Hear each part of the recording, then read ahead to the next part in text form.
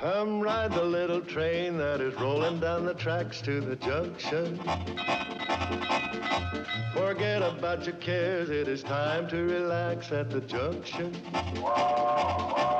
Lots of curves, you bet, and even more when you get to the junction. Petticoat Junction. There's a little hotel called the Shady Rest at the junction. Petticoat Junction. It is run by Kate. Come and be her guest at the junction. Petticoat Junction. And that's Uncle Joe. He's a moving kind of slow at the junction. Petticoat Junction.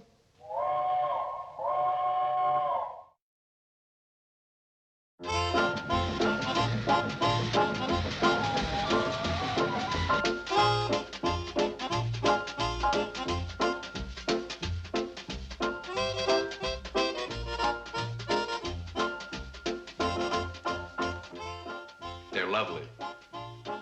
Oh, I didn't hear you come in. This is charming. Absolutely charming. And the conductor told me all about you. I assume you're Mrs. Bradley. Yes, and you're, I hope you received our letter reserving 2 rooms. You're Mr. Dobble. No. I am David Benton. This is Mr. Dobble. Now, about those rooms. Mr. Dobble asked in his letter if he could have a room with a southern exposure. And you can give me in a joint. What? All right, Dobble. You don't have to create a scene. Now he wants a room with a northern exposure. Well, Please,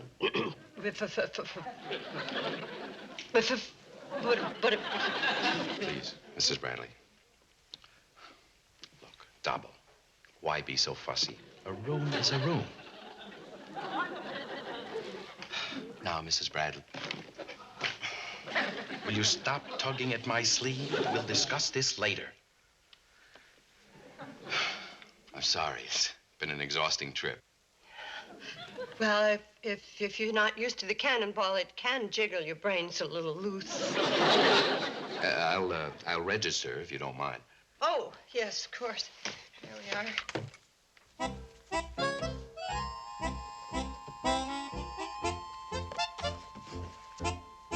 David Benton, Weehawken, New Jersey. How about Mr. Dobble? Dobble, will you stand still?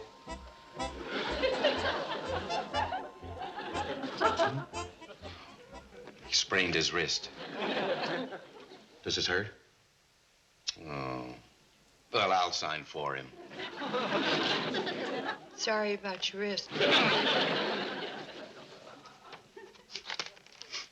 Donald D. Dobble. Oh, he's from Weehawken, too. Oh, yes. We've been in business together for years. Oh. He's your silent partner. Beg your pardon? You're a musician? Oh, this? Oh, no. Mr. Dobble is the musician. After the tensions of the day, the saxophone kind of relaxes him. He doesn't look like a musician. He doesn't? Well, that's funny. Most people think he does. Well, anyway, can we have our keys? Oh, yes. Mr. Benton, you're in number 7, and Mr. Dobble is number 5. Here, I'll take it. Now, Dobble, leave the luggage alone. You'll strain your wrist again. Give it a chance to heal. Come on.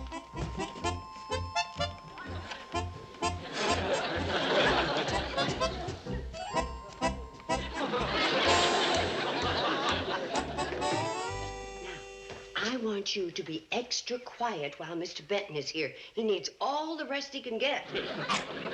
And if Mr. Benton talks to his friend, Mr. Dobble, and you don't hear Mr. Dobble or see him, you act like you do. Understand? Hey, look what that new guest Mr. Benton just gave me. Uncle Joe, I want you to give that right back.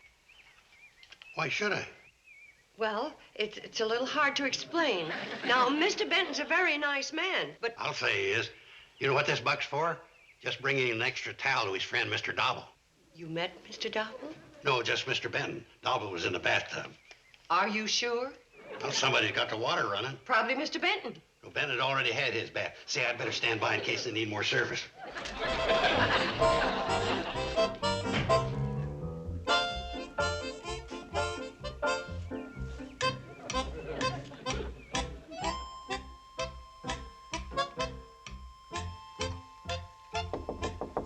Mr. Dobble.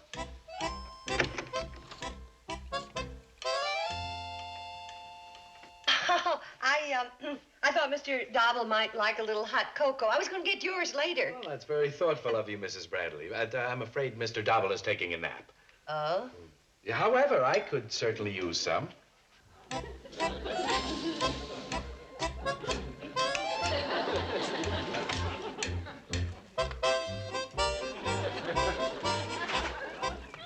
you doing that ladder, Kaye? What ladder? The one you're fussing with. Oh, this old thing. Well, I was going to wash the windows on this side of the hotel. What's the matter with you, Kate? The girls washed them windows this morning. Well, I know that, but remember the old saying, twice clean window is a nice clean window. What? That don't make sense. Now, Uncle Joe, don't argue with old sayings. Now, tell me, have I got this under number 5? 5? That's Mr. Dobble's window. Well, hasn't he got a right to clean windows? Well, sure he has, but... Well, and don't talk so loud. He's taking a nap.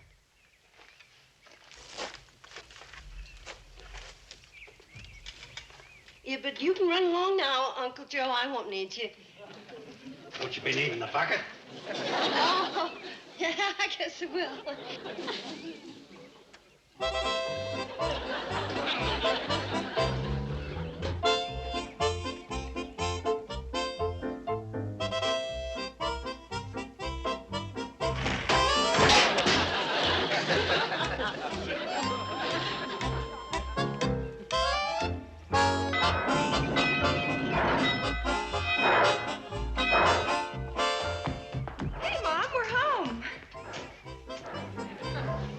You sure? You're funny.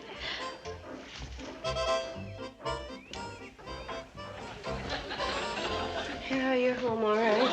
Mom, are you okay? Oh, yes, I'm fine. I've never felt better.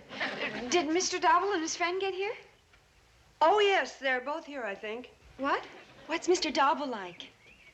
Mr. Benton's very charming. He's kind of tall and handsome and dresses nicely, and I'd say he's, about 35. What's Mr. Dobble look like?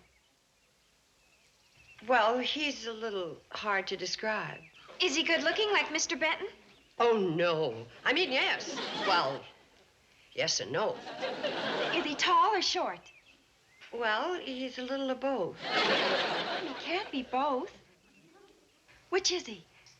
Now, girls, look, you both had a hard, strenuous day at school and a long trip home on the Cannonball, and you're tired. So why don't you rush up to your rooms and lie down and take a nice, good, long rest? But we're not... Now, Mother knows, on your way.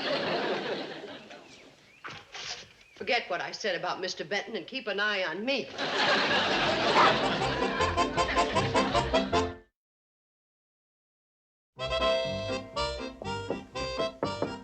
Mr. Dobble. Mr. Dobble, I thought you'd like to see the paper.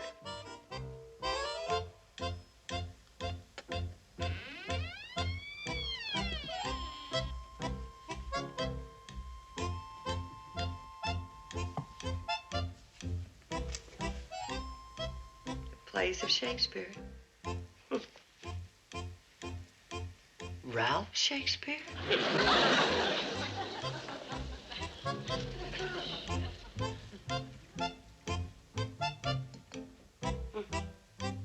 Well, I know something about him. He reads and he smokes. And he's married. Well, it's normal.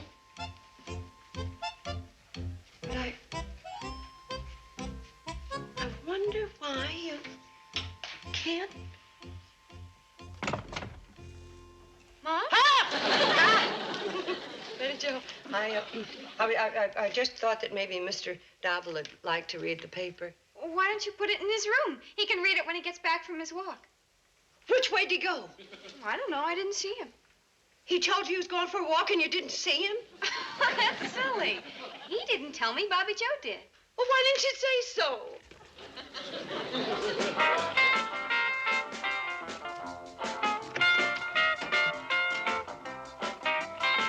All right. Which way did he go? Who? You know, Mr. Dobble. Oh, I don't know. I didn't see him leave. Now, don't you start that. Start what? Betty Jo said you told her Mr. Dobble went for a walk. Well, that's what Uncle Joe said.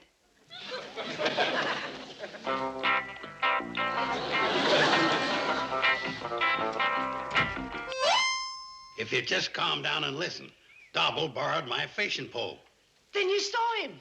Nope. I gave it to Benton to give to Dobble. Why? Questions. Why doesn't somebody give me an answer? Anyway, he's got to show up for dinner tonight.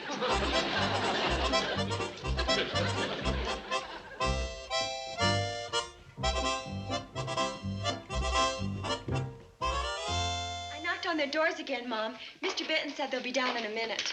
Gee, you were sure right about Mr. Benton. Yes, he sure is nice. What do you think of Mr. Dobble? Oh, we haven't met him yet. Well, I think you'll find him kind of interesting. Honestly, Dobble, you're impossible. Now get this, I'm not going to put up with this nonsense much longer. Uncle Joe, sit down. Why do you have to take everything as a personal attack? All I said was that some fathead in the home office lost the account. Wait a minute, Dobble. Come back here. Where are you going? Good evening, folks. Good evening, Mr. Benton. That's your place. And that's Mr. Dobble's. I'll have to apologize for my partner. He won't be joining us tonight. Oh? Oh, that chicken looks good. You know, it's a shame Mr. Dobble's going to miss dinner. Maybe if I went after it... No, Mrs. Bradley. Let him sulk. Let him sulk. If he wants to be silly enough to pass up a meal like this, well, I'll just eat his share.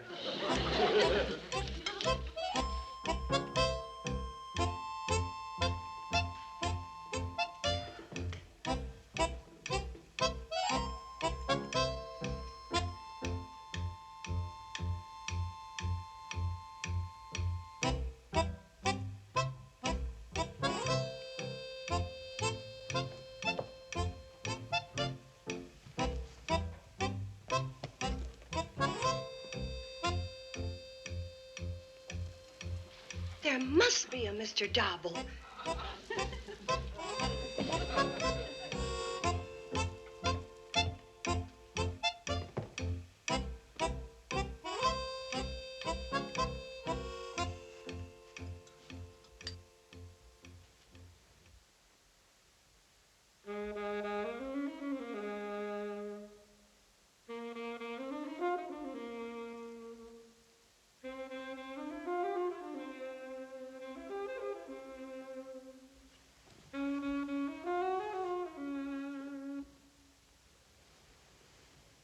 Did you hear that?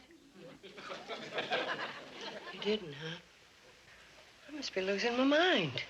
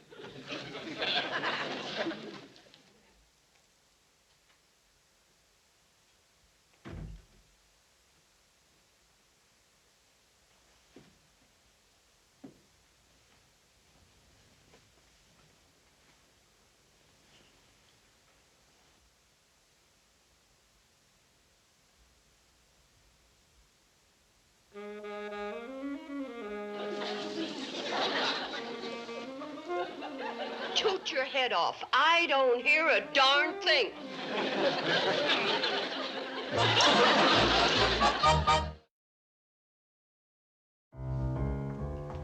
Morning, Mom. Morning, Billie Jo. I'm Bobbie Jo. Oh, I know that. Didn't you sleep well last night, Mom? I slept just fine. Now, you better eat your breakfast or you're going to be late for school. Morning, Mom. Morning. Didn't you sleep well last night? Billie Jo, I slept just fine. I'm not Billie Jo. I know that. She's in the dining room. That was Bobbie Jo. Look, you take these eggs in there with whatever her name is and eat your whatchamacallit. Jeez.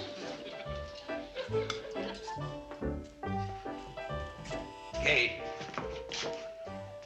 Gee, Kate, you look awful. Thanks. A woman could go all day on a compliment like that. Well, you do look awful, Kate. Just look at those circles under your eyes. They look like you're wearing stove lids. You fix your own breakfast.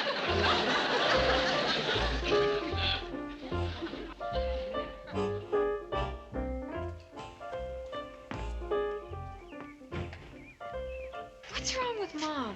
I don't know. I never saw her so upset. She must be overworked. We better come right home as soon as school's out. Uncle Joe, are you going to eat all day? Well, it's a good idea, but... You've had enough. Good morning, good morning. Good morning, Mr. Benton. Hi, Ben. Where's your partner? I'm afraid Mr. Dobble overslept. Oh, listen, I hope his saxophone playing didn't disturb any of you last night. Oh, no, I enjoyed it. You mean Mr. Dobble did play the saxophone? Well, he's better than Liberace. Mr. Benton, you sit down and I'll fix your breakfast, and Uncle Joe, I'll fill up your plate so you can keep Mr. Benton company. Mr. Dobble played the saxophone. Can't stay cooped up in your room all day, Dobble. After all, why did we come way out here in the country? Oh, forget about those letters. You can write them later. Come on, a walk will do you some good. Oh. You're, going for a walk? Both of you? Well, I hope so. It's like pulling teeth to get Dobble out of his room. How did Mr. Dobble like his lunch?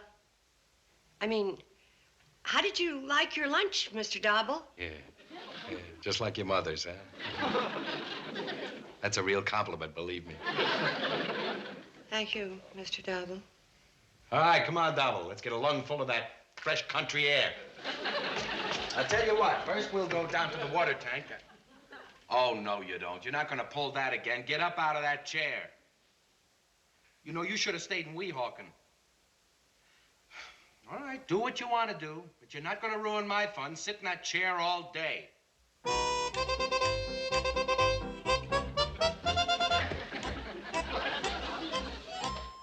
Mr. Dobble, you really should have...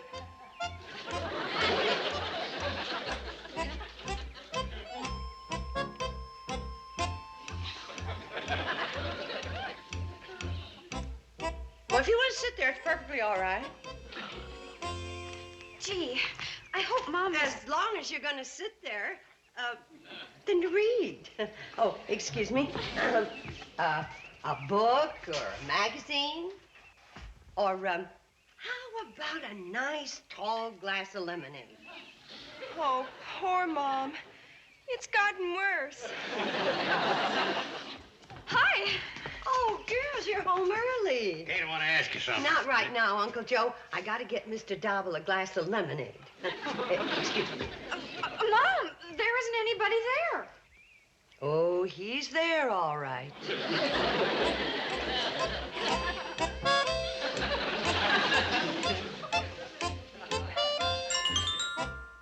And that upset the girls, huh?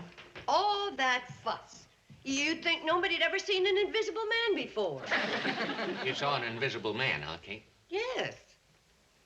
Is there anything wrong with that? No. Invisible men are as thick as invisible flies. Well, tell me more about this invisible Mr. Dobble. Dobble. Donald D. Dobble. Oh, yeah. He's the one that wrote you the letter, huh? I told you that, Sam. Yeah, well, let me see if I got this all straight. Now, this Mr. Dobble never eats with you, and Benton is always arguing with him. And yet nobody's ever heard Dobble talk. In fact, you're the only one that's ever been in the room when he was there. That's right.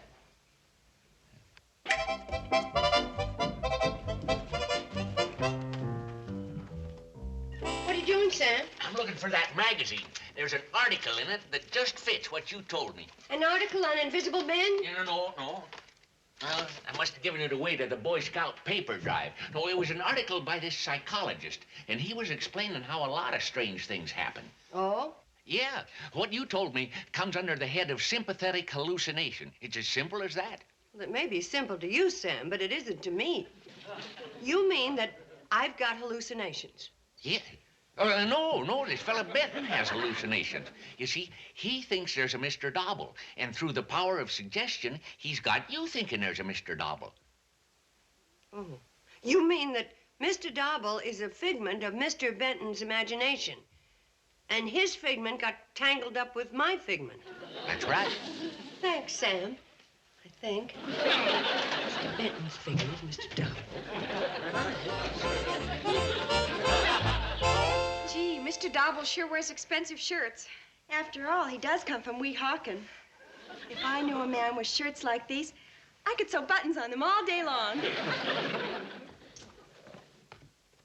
Where's Mr. Benton? Mom, we just finished sewing a button on Mr. Dobble's shirt. That isn't a shirt. That's another figment. Figment? It's a shirt. Feel it. My lands. That sympathetic hallucination is contagious. Now you girls have got it. Mr. Benton's got to go. Mr. Benton! Mr. Benton! Ah, Mrs. Bradley, you're back. Did you pick up any mail for me? Mr. Benton, I'm going to have talk with you. I'm going to need your room, so you and Mr. Dobble are going to have to check out. But, Mrs. Bradley, we reserved the rooms for 3 weeks. Well, I'm sorry, but a convention completely slipped my mind. Convention? Well, you girls remember that? The State Department's taken over the entire hotel. There's a delegation of little invisible green men from Mars, and they're going to check in here in 10 minutes. Mom. Now, there's very little time, so you better pack, both of you. Well, Mrs. Bradley, this leaves Mr. Dobble and me in a rather embarrassing position. If we leave now, we won't be able to pay our bill. I was expecting a sizable check. Well, just forget it. The room and board's on the house. It's been nice having you, and goodbye.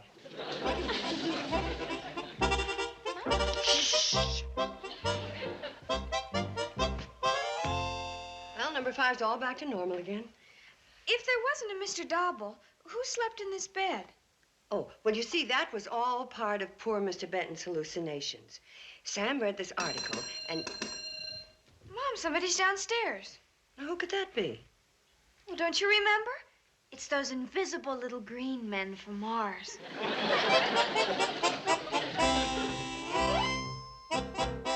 Mrs. Bradley, do you recognize this man? Certainly. It's Mr. Benton from Weehawken. Sure is. Well, he's not from Weehawken, and his name isn't Benton. The Hotel Association knows him as Skip Tracy. We've been after him for years. What for? Defrauding innkeepers. Well, he didn't get a chance to do any defrauding around here. Well, you're lucky. Skip has a very unusual gimmick. He can make you think he's traveling around with an invisible friend.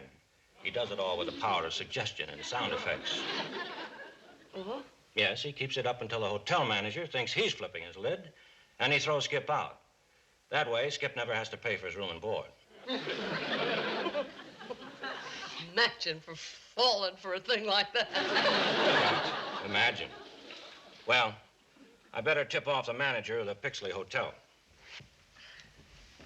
Bye, Mr. Robinson. Give my best to Mr. Dobble.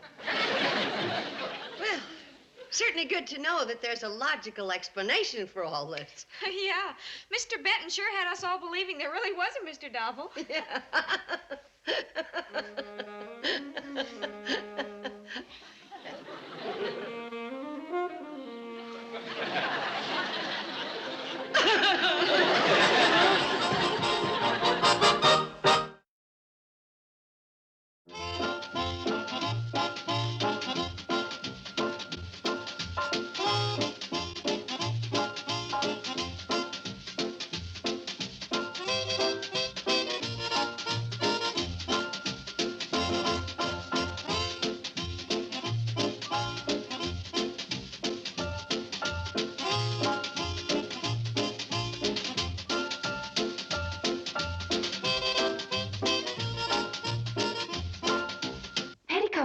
Junction.